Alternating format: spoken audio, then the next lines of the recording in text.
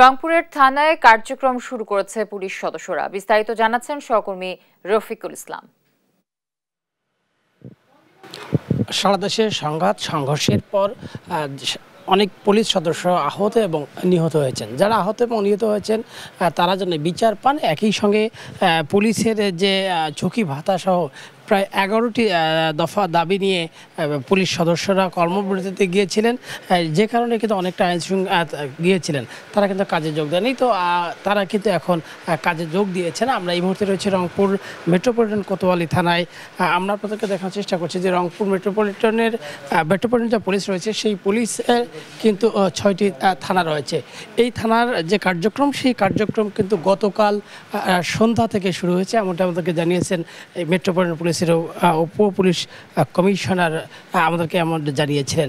আমরা দেখানোর চেষ্টা করছি যে এখানে যারা সেবা প্রার্থী তারা কিন্তু সেবা নিতে এসেছেন। আমরা তাদের সঙ্গে একটু কথা বলতে চাই যে আপনারা তো আজকে এসেছেন না?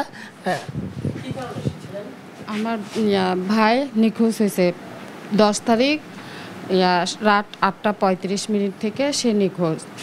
আমরা আগামীকালকে অনেক খোঁজাখুঁজি করছি।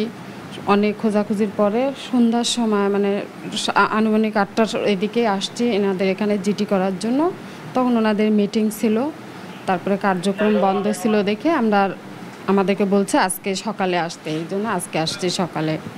ধন্যবাদ। আমরা এখানে কথা বলতে চাই ডিউটি অফিসারের সামনে।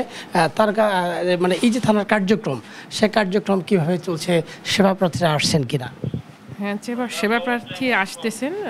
তো যাদের একবারে জরুরি সমস্যা তারাই মূলত আসতেছেন।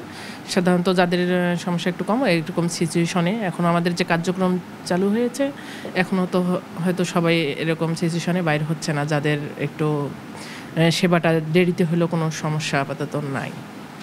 যাদের না আসলেই নয়, তারাই মূলত আসতেছেন। আমরা শুনছিলাম একটি বিষয় জানিয়ে রাখি যে এই যে রংপুর মেট্রোপলিটন যে এরিয়া রয়েছেন, এই এরিয়ায় কিন্তু 6টি থানা রয়েছে। সেনাবাহিনীর সহায়তায় এই থানার যে কার্যক্রম, সেই কার্যক্রম চলমান রয়েছে। আমরা এখানে শুধু এই থানা না, থানার আমরা সড়কেও দেখেছি, মহাসড়কে দেখেছি, সেখানে কিন্তু ট্রাফিক পুলিশ যে সদস্যরা রয়েছে তারা কাজ করছেন।